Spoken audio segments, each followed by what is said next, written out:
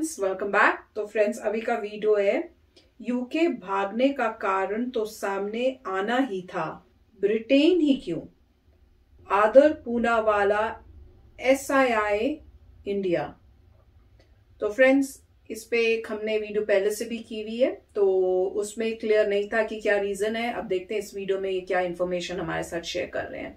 तो वीडियो शुरू करने से पहले अगर आप चैनल पर नए हो और आपने अभी तक सब्सक्राइब नहीं किया तो जल्दी से पहले सब्सक्राइब के बटन और बेल आइकन को क्लिक कर लो, ताकि आपको हमारे सारे न्यू वीडियोस के नोटिफिकेशन मिल जाए जैसे हम अपलोड करें।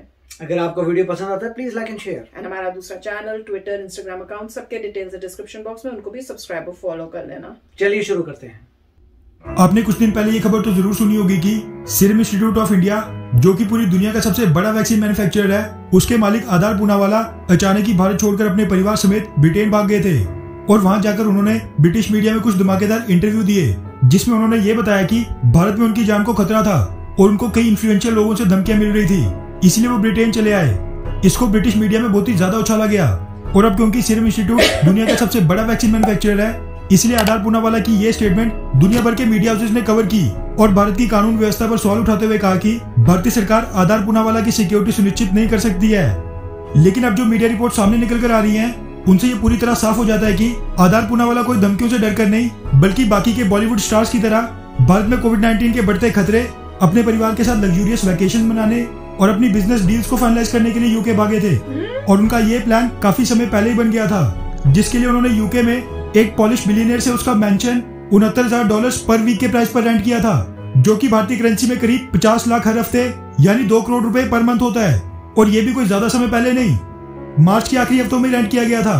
अब माना कि आधार पूनावाला का पैसा है, वो जैसे मर्जी खर्च करें, लेकिन ये देश तो हमारा है और हम अपने देश की बदनामी कैसे सहन कर सकते हैं। इसी के साथ आपको बता दूं कि सीरम इंस्टीट्यूट के मालिक आधार पूनावाला आज की डेट में ब्रिटेन में जाकर कई तरह की बिजनेस डील साइन कर रहे हैं। और अभी कुछ ही घंटों पहले रिपब्लिक वर्ल्ड, NDTV और कई बड़े बड़े मीडिया हाउसेस के वाले से मीडिया रिपोर्ट सामने निकल कर आ रही है कि भारत का serum institute of India Britain में कुल 240 मिलियन ब्रिटिश पाउंड तक का निवेश करेगा। आपको बता दूं कि भारतीय करेंसी में कुल 2000 करोड़ रुपए से भी ज्यादा होते हैं। और साथ में आपको ये जानकर हैरानी होगी कि ये सारी की सारी इन्वेस्टमेंट ब्रिटेन में एक नई वैक्सीन मैन्युफैक्चरिंग यूनिट की स्थापना, सेल्स ऑफिस, क्लिनिकल ट्रायल्स और रिसर्च एंड डेवलपमेंट के लिए की जा रही है। इसी के साथ सीरम इंस्टीट्यूट ने कोविड-19 की एक डोज वाली नेजल वैक्सीन के यूके में फर्स्ट फेज के ट्रायल्स भी शुरू कर दिए हैं। इसीलिए अगर कल को आधार पूनावाला परिवार समेत ब्रिटेन की नागरिकता भी ले लेते हैं तो इसमें हैरानी नहीं होनी चाहिए।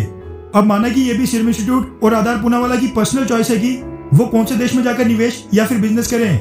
लेकिन जब बात भारत में वैक्सीन मैन्युफैक्चरिंग बढ़ाने की आती है, तो आप लोग भी मीडिया रिपोर्ट उठाकर देख लो। आधार पूनावाला कहते हैं कि वैक्सीन मैन्युफैक्चरिंग एक कॉम्प्लेक्स प्रोसेस होता है, इसलिए रातों रात वैक्सीन मैन्युफैक्चरिंग कैपेसिटी नहीं बढ़ाई जा सकती है। अगर ऐसा ही है तो फिर भारत की जगह ब्रिटेन में क्यों वैक्सीन मैन्युफैक्चरिंग प्लांट लगाया जा रहा है। इसी के साथ शायद आपको याद होगा कि कुछ समय पहले सीरम इंस्टीट्यूट ने भारतीय सरकार से कुल $400 मिलियन की फंडिंग की मांग की थी और भारतीय सरकार ने भी रातों रात सीरम इंस्टीट्यूट को 300,000 करोड़ रुपए की फंडिंग अप्रूव कर दी थी। मगर अब उसके कुछ ही दिनों बाद ब्रिटेन से मीडिया रिपोर्ट सामने आना कि सीरम इंस्टीट्यूट भारत में नहीं बल्कि ब्रिटेन में जाकर वहां पर वैक्सीन मैन्युफैक्चरिंग के लिए 2000 करोड़ रुपए खर्चने वाला है। ऐसे में सीरम इंस्टीट्यूट और आधार पूनावाला दोनों पर ही सवाल उठाना तो लाजमी है, क्योंकि ये ठीक वैसी स्थिति हो गई है कि घर वाले भूखे बैठे हैं और ये पड़ोस वालों को मिठाई बांटे जा रहे हैं। कायदे से देखा जाए तो आज के समय सीरम इंस्टीट्यूट को भारत में वैक्सीन मैन्युफैक्चरिंग बढ़ानी चाहिए, ना कि विदेशों में जाकर, क्योंकि आज जिस मुकाम पर वो पहुंचा है उसके पीछे भारत और भारतवासियों का ही आता है। ऐसे में अगर आधार पूनावाला इतनी मुश्किल घड़ी में देश के बजाय विदेशों में जाकर वैक्सीन मैन्युफैक्चरिंग करेंगे तो ये एक तरह का भारतवासियों के साथ धोखा ही होगा। खैर, क्या आज के इतनी मुश्किल समय में भारत की जगह किसी और देश की वैक्सीन मैन्युफैक्चरिंग कैपेसिटी बढ़ाना आधार पूनावाला की पर्सनल चॉइस हो सकता है, या उन्होंने ऐसा करके सही किया या फिर गलत। तो फ्रेंड्स, जितनी न्यूज देख रहे हैं मुझे तो उतना ही कंफ्यूजन हो रहा है। एक जगह बताया जा रहा है कि उन्होंने इंटरव्यू में खुद बताया कि मेरे को जो है इस टाइप से कॉल्स आ रही हैं, जो मुझे थ्रेटनिंग कॉल्स मिल रही हैं और उस वजह से मैं यूके गया हूं। और इस वीडियो में ये बताया जा रहा है उन्होंने पहले से ही प्लान किया हुआ था, पहले से बुकिंग की हुई थी। क्या मेरे ख्याल से मार्च बोला था, एंड ऑफ मार्च। अब अगर एंड ऑफ मार्च बोला है तो दैट इज, वो तो काफी प्रिटी अहेड है। पर अगर एंड ऑफ अप्रैल बोला है तो वो कह सकते हैं कि अभी ही थ्रेट आए और एंड ऑफ अप्रैल में किया है। अब मेरे को याद नहीं आ रहा, मुझे लग रहा है शायद उन्होंने मार्च बोला है। तो अगर तो मार्च बोला है तो डाउट्स डेफिनेटली जो है थोड़े फिर माइंड में आते हैं कि मार्च एंड में ही कैसे इनको ये थ्रेटनिंग कॉल्स आने लग गए और ये सब हुआ। क्योंकि तब तक तो मेरे ख्याल से सिचुएशन इतनी खराब नहीं थी। एंड अप्रैल बिगनिंग में या आसपास मिड अप्रैल के टाइम मेरे ख्याल से सिचुएशन जो है इस टाइप से होने लग गई थी इंडिया में। पर जो भी है, जो भी रीजन है, ये तो टाइम जैसे जैसे जाएगा सब क्लैरिटी आएगी कि क्या एक्शंस लेते हैं, ये क्या कर रहे हैं, उससे इवेंचुअली तो सबको पता चल ही जाएगा। अगर वहां पे उन्होंने ब्रिटेन की जो है ब्रिटिश पासपोर्ट ले लिया, वहां की सिटीजनशिप ले ली, फ्यूचर में तो पता चल जाएगा कि भाई कहानी कुछ और थी। तो वही है ना कि सच्चाई ज्यादा देर तक तो छुपी रह नहीं सकती। और अगर जो इन्होंने बोला था वो सच है कि उनको थ्रेटनिंग कॉल्स मिल रहे थे या कुछ, तो वो फिर गवर्नमेंट जो है वो भी मतलब रिसर्च करके इन्वेस्टिगेट करके पता कर सकते कि कहाँ से कॉल्स आए या क्या था। और आई एम श्योर कि कुछ इस टाइप का भी मेरे ख्याल से कुछ रूल्स या रेगुलेशंस भी होने चाहिए कि ऐसे आप जब टाइम ऑफ नीड हो तो कंट्री को छोड़ के अपनी प्रोडक्शन, खासकर वैक्सीन से रिलेटेड कुछ तो होगा रेगुलेशंस कि आप किसी और कंट्री में जाके अपना वो इंडस्ट्री खड़ी कर लो और आप वहां पे वैक्सीन बनाने लग जाओ, क्योंकि इसका जो नो हाउ या कुछ है, कुछ तो होगा, मेरे को पता नहीं। अगर नहीं है तो फिर इंडिया को कुछ सोचना चाहिए कि आप इस टाइप से टाइम ऑफ नीड में, जैसे कहते हैं ना कि आप धोखा ना दो। मैं ये नहीं कह रही कि इन्होंने धोखा दिया, मैंने कहा अगर ऐसा कोई सिचुएशन हो तो वही है कि आप न्यूज़ इतनी सारी जो आपको न्यूज सुनने को मिल रही हैं डिफरेंट डिफरेंट एंगल्स की, उनको देखो और उसके बाद अगर आपको पक्के कोई फैक्ट्स दिखे तो तभी तो आप मतलब अपने डिसीजन बना सकते हो। पर अभी तो कोई फैक्ट्स मतलब पक्के उस टाइप के तो मिल नहीं रहे, सुनने को मिल रहा है ये सब। तो ये तो मैं कहूंगी टाइम ही बताएगा कि कौन सी बात सच्ची है। राइट। अब जो है पॉइंट ये है कि न्यूज ये बदलती रहती है। कुछ समय पहले न्यूज आई थी कि जैसे वो कह रहे हैं कि उन पे थ्रेट हुआ तो वो चले गए।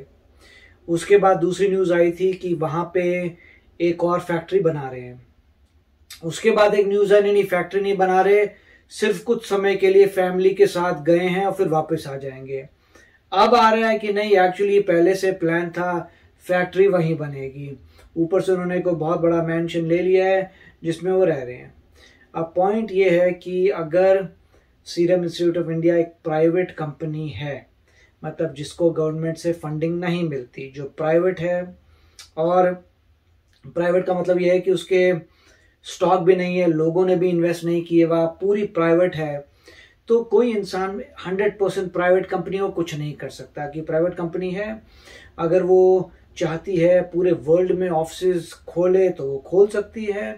और मल्टीनेशनल कंपनियां वैसे ही बनती हैं, जब एक कंपनी अपने ऑफिस और फैक्ट्रीज खोलती हैं पूरे वर्ल्ड में, उसके बाद कंपनी के ऊपर है कि वो अपने हेडक्वार्टर्स भी चेंज कर दें, किसी और कंट्री में रहने भी लग जाए, किसी और कंट्री में, हर एक के ऊपर है। जैसे मिस्टर मित्तल हैं, मेरे ख्याल से मिस्टर मित्तल की जो कंपनी है आयरन वाली, वो यूके में ही शायद हेडक्वार्टर्ड है। तो हर इंसान के ऊपर है भाई आप कहाँ चाहते हैं अपनी कंपनी हेडक्वार्टर्ड और कहाँ खोलना चाहते हैं। अगर ये कंपनी के स्टॉक्स हैं और लोगों ने पैसा इन्वेस्ट किया हुआ है तो डेफिनेटली जो बोर्ड ऑफ डायरेक्टर्स है उसकी से होगी कि वो क्या करेगा। जो मैक्सिमम ओनर है, अगर लोग ओनर्स हैं तो लोगों को रिप्रेजेंट करने वाले बोर्ड ऑफ डायरेक्टर्स हैं, उनके अंडर सीईओ आता है, तो बोर्ड ऑफ डायरेक्टर्स डिसाइड करेंगे। तो देखना पड़ेगा एक्चुअली क्या है। गवर्नमेंट ने पैसा दिया है कि गवर्नमेंट के थ्रू कंपनी है तो गवर्नमेंट डिसाइड करेगी क्या होता है। स्टॉक होल्डर है तो बोर्ड ऑफ डायरेक्टर डिसाइड करेगा। प्राइवेट है तो इनकी अपनी है तो ये कुछ भी कर सकते हैं और इनको अलाउड है। मगर नॉर्मली किसी भी कंपनी को अगर ग्रेट बनना है उसे मल्टीनेशनल बनना पड़ेगा। डिफरेंट डिफरेंट कंट्रीज में ऑफिस खोलने पड़ेंगे। हेडक्वार्टर नॉर्मली वहीं रखते हैं जहां से कंपनी शुरू हुई थी। अगर यहीं से कंपनी शुरू होती है तो लोग कहते हैं भाई मैं यहीं का आदमी हूँ, यहीं से कंपनी शुरू हुई है तो मैं यहीं रहूंगा, हेडक्वार्टर मेरा यही है। मगर पूरे वर्ल्ड में मैं अपनी कंपनियां खोलूंगा।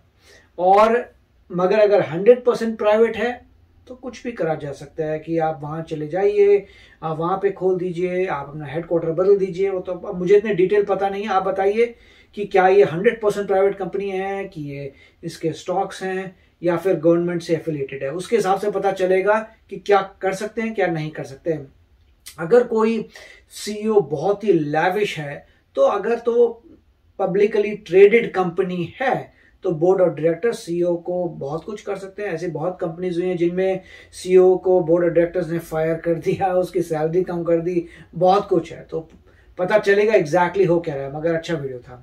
यस फ्रेंड्स, तो बताना, शेयर करना अपने थॉट्स। तो चलते हैं, मिलेंगे नेक्स्ट वीडियो में बहुत ही जल्द। Till then take care and bye bye. तो अगर आप मेरे इस चैनल पे नए हो तो जल्दी से सब्सक्राइब के बटन को हिट करो और बेल आइकन को क्लिक करो, ताकि आपको मेरा जब नया वीडियो मैं लगाऊं आपको उसके बारे में जल्दी से पता चल जाए।